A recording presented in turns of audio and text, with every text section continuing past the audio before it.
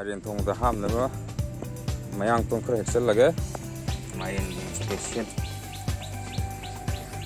Khai cái xe thì Marian thế. Ya mà hao bữa đây. Anh nó đi được cái thằng bị nuôi. À đây cái đi được thôi có tăng cũng thế thì này. Này cha ninh cái khám bị đi bên đi. Khai chỗ kia xe xoay cái gì mà chết nó cái này. Ai ngầm thế nó có chỉ cần đi. Anh là khai cái gì này khai bị hoài đi. Mà chết nó mà khai gì à bây giờ.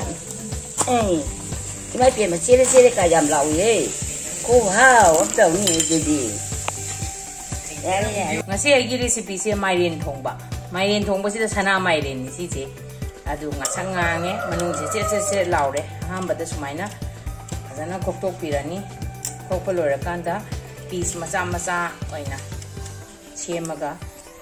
Sai maku sing je loktok pira kanda pasana macha sembada ka. Adu Marian thongba se koi Manipuri Marian hawi mapan gi Marian di hauti. Marian chứ không straight lao ấy, hào cũng đâu mà lấy. Anh Hàn already anh xem bao hậu rồi bani, xí cái giang xí đã đúng cấp tuổi nhỉ, cái giang xí đã, rồi cái máy các cái đó xí anh cũng khóc rồi cái máy nó các cái đó.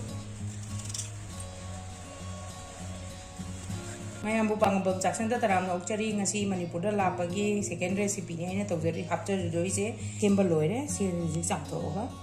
Si thong asi chen lo se marina ku pi khara mam lo ra ga mal lo ra bani sam thoki ge si sing ge ni rak chan de dia te marina ku pi khara am lo jare adaga Marian thong de yam na chan ri bi se ko gi mayang muton chin mayang muton se ko yum de heksa bani maroi si yum de heksa bani ani pula adi lo na ba ko kitchen ga de le pham ya am na mai de da sin ki sam to ka यहाँ बता मरोई से बसन मन लोरा बनना कोई मायने से की चांस का तुम सुधो सी यूं तो पंजाब मरोई ने यहाँ छाव नहीं सी मरोई से सु लोरे हाफ तो सी आये तो दासु आये किलो मदी हाफ पे अदुगा मोरो टेक पदो फजना खायर का हापी बे फाई मायरेन दे आई मोरो टेक पदी लौरे तो यहाँ दी हाफ पर अनाम के किसा पदा मोरो के अंसान मतों से मन बे फजना लोरा बने तो न कोई सी फजन चांतो का सोई देना तुम थास तो ना करना मत उन्हें ऐसे लोग चप्पल हम तो रे तो ना Marian जहाँ तक लेती को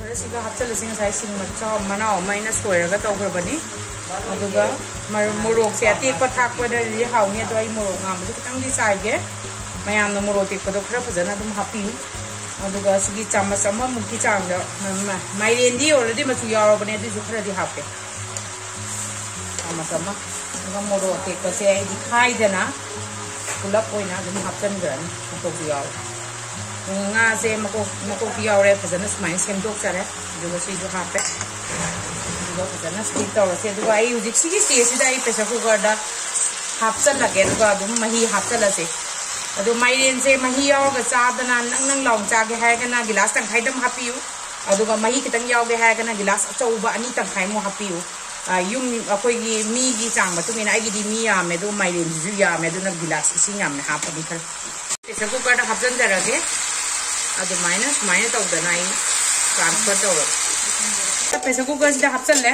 adum khang da thong gi si adu ai yam thuning e adu na ne me ma tam lai na tam ni na dum jena to bi se ai gilas ani gi chang da ne adu yeng ge ai se hoi adum yani ken ni si dum hapjan lage ki chap chare Marian ji ge sing ji ge thum ma matam do अदु चारा ने कई know the Masai Marian सिदे जु pop थोड़ा कंदा okay no तो रखिनी थुगाइरा कांत सब चाने सिगी stage सिदा कुपत्रिंगाइ दा खाजिंग जे खरा ngasi लाक्ता ngai बट फ्रेश नि ना हान हापचल लची को ना सोन मतम दा हापसु या दु फ्रेश नि ना हान हापौ रगे गी से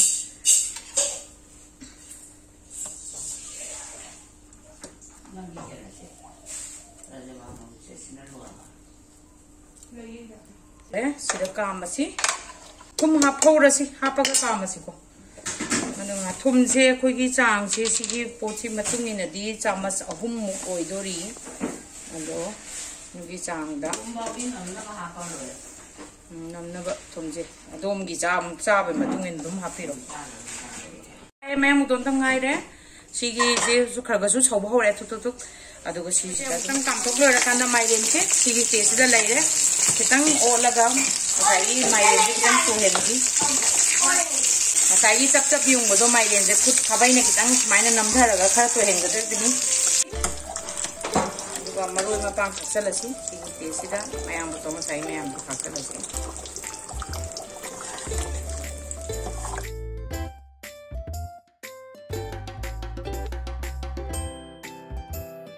Manam di pasana lae roast lae ai uzik sida jira dai kai digi am tak khaki de to khagum se asta phadigom se ai phadigom hapsan jarage losalasi ai gi video sibu mayam na pambi radi like subscribe amasung share to you. Thank you for watching.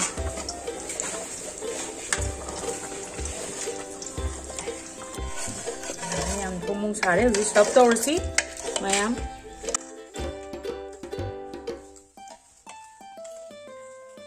manam se am shire mayam moton manam se mayam me boi to bi ko mayam moton phajana hapiu